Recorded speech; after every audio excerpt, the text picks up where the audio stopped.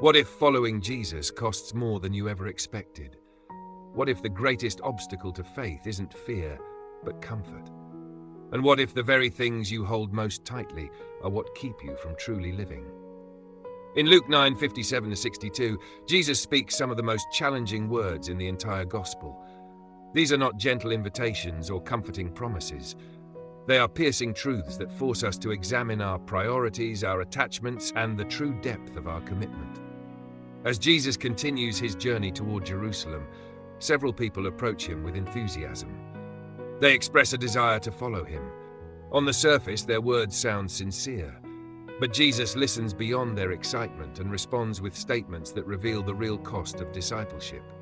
The first person declares confidently, "I will follow you wherever you go." It sounds bold, it sounds devoted, but Jesus answers in a way that almost feels discouraging.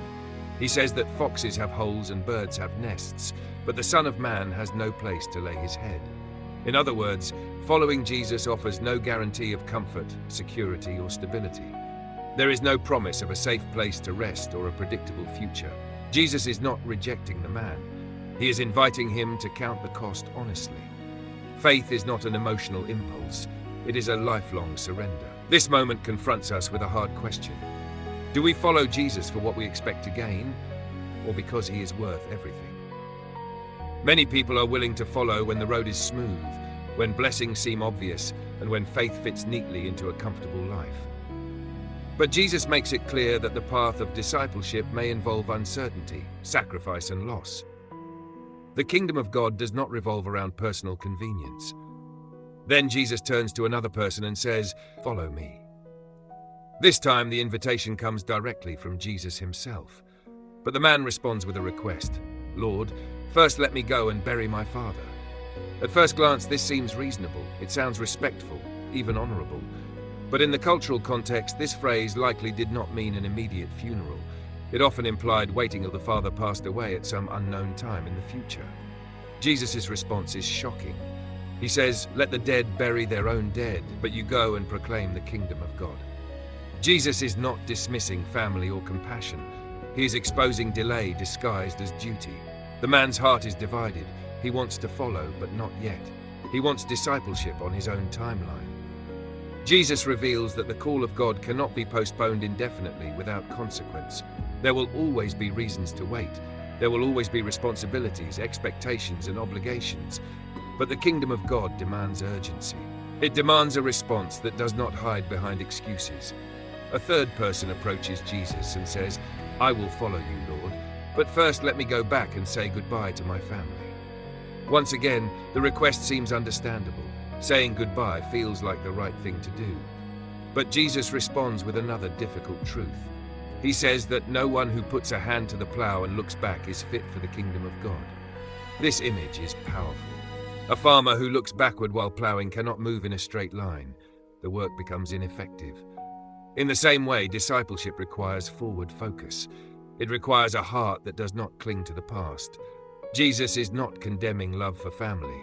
He is warning against divided loyalty.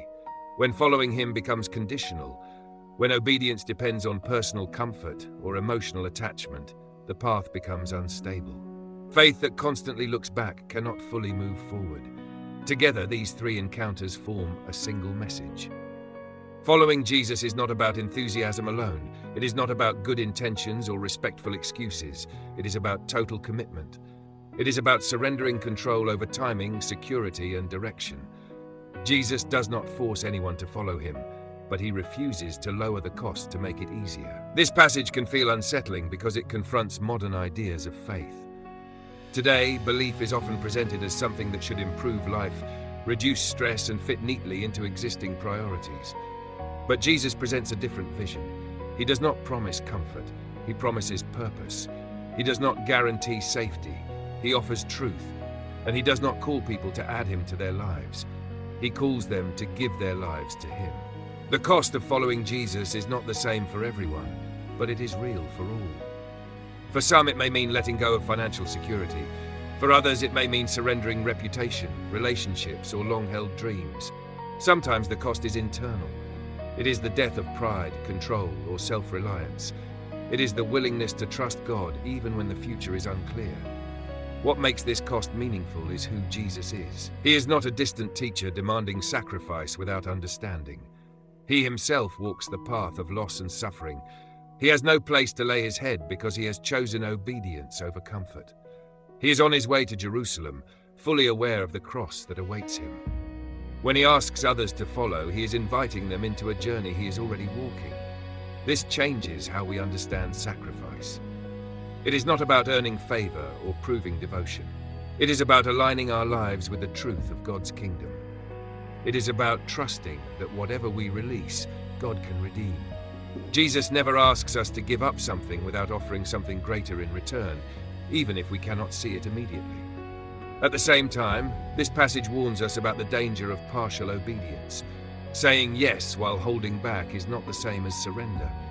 Delayed obedience often becomes permanent hesitation. The more we postpone responding to God's call, the harder it becomes to respond at all. Comfort grows roots, fear gains influence, and the voice of calling becomes easier to ignore. Following Jesus requires courage, not because the path is glamorous, but because it is demanding. It asks us to trust God with the unknown.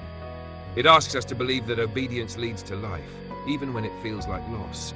It asks us to choose faith over familiarity. This message also invites compassion toward ourselves and others. Jesus does not shame those who hesitate. He speaks truth clearly, but he allows people to walk away. Love does not manipulate, it invites. Each person in this passage is given a choice. The cost is revealed, and the decision remains theirs. Today, the same invitation stands. Jesus still calls people to follow him, and the question remains the same. Are we willing to follow without conditions? Are we ready to release what we cling to most? Are we prepared to trust that his way leads to life, even when it leads through uncertainty? Following Jesus is not about perfection. It is about direction. It is about choosing, again and again, to move forward rather than looking back. It is about letting go of the illusion of control and embracing the freedom found in surrender. If you feel challenged by this message, you are not alone. Discipleship is not easy, but it is meaningful. It reshapes the heart, it clarifies purpose, and it leads us closer to the God who knows us fully and loves us completely. Thank you for watching this video. If this message spoke to you, please like the video, follow the Holy Path Insights channel for more Bible-based reflections, and share this message with someone who may need encouragement on their journey of faith.